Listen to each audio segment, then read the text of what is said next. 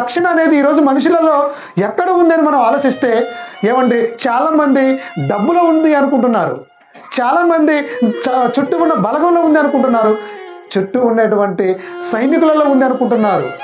రక్షణ అనేది అందులో లేదు. మీరు ఆలోచించండి, ఎంతో రక్షణ కలిగిన ఆయుధాలు కలిగిన వ్యక్తులు కూడా ఏమైపోతున్నారు? చనిపోతున్నారు. మరి ఏది రక్షణగా ఉంది అనేటువంటి ఒక తుపాకీ, ఒక రివాల్వర్, ఇదంతా గన్నులు పట్టుకొని ఉంటున్నారు కదా, ఇది నన్ను కాపాడుతుంది అని దాని మీద నమ్మకం కలిగి ఉన్నారు కదా. చివరికి అది చేతిలో ఉన్నా కూడా మనిషి చనిపోతున్నాడే. ఏది ఎక్కడ ఉంది చెప్పండి రక్షణ?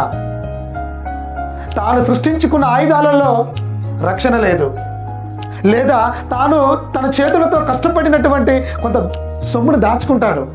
ఆ దాచుకునేటువంటి ఆ ధనములోనో ఆ సొమ్ములోనూ కూడా నాకు రక్షణ ఉందనుకుంటారు. ఎందుకంటే నాకు బాగలేని పరిస్థితులలో కనీసం ఈ డబ్బైనా నాకు సహాయపడుతుంది. ధనములో కూడా మనల ప్రాణానికి రక్షణ లేదు. మరి ఎక్కడ దొరుకుతుంది? అదే మనం ఆ విషయాన్ని తెలియాలంటే మన బైబిల్ దగ్గరికి రావాలి. అలాంటి రక్షణ కలిగించేది ఎక్కడ ఉందనంటే యేసు మాటలలో ఉంది.